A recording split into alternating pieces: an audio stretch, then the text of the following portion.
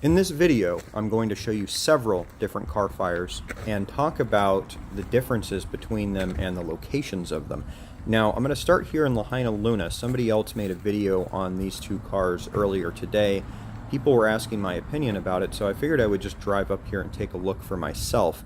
Now, I've seen hundreds of cars that burned during the Lahaina Fire simply because I was able to make it into a few different areas that have now been completely closed off. So I've seen a lot of these, and I'm beginning to notice a pattern with the melted metal. Now you'll notice the second car there had steel wheels. The wheels did not melt. This first car, the rear left wheel totally melted, totally liquefied, and went running down the hill. So the striking thing here is these two cars are on their own in a field, and there are no structure fires at all around these cars. So the intensity of the fire is pretty interesting that it would do that without any structures being around them. Now what I've been noticing is the cars with the most intensity are in the tops of the neighborhoods that burn. Now this next one is very far from the epicenter, very far from the neighborhoods. And to me, this looks like a more typical car that you would see in a wildfire or car fire.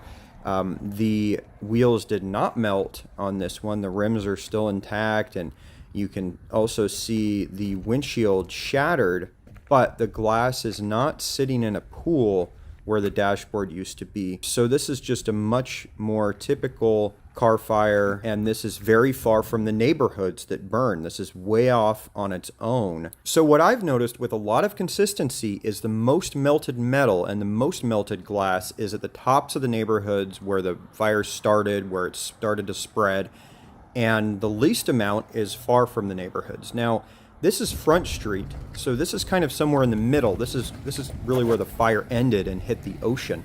Now, you'll see that a lot of wheels here did melt. The windshield's all melted. That one's just sitting in a pool where the dashboard was. But there are some wheels that are partially intact, and there are some wheels that are mostly intact on Front Street. So like I said in a previous video, it's not the most intense place.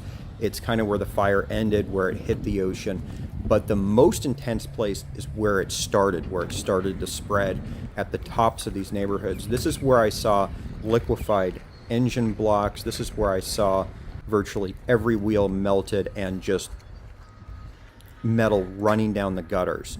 So there's a distinct pattern here. I want to cover this further, and I want to go through more footage and maybe add some mapping to show you guys exactly where all of this is.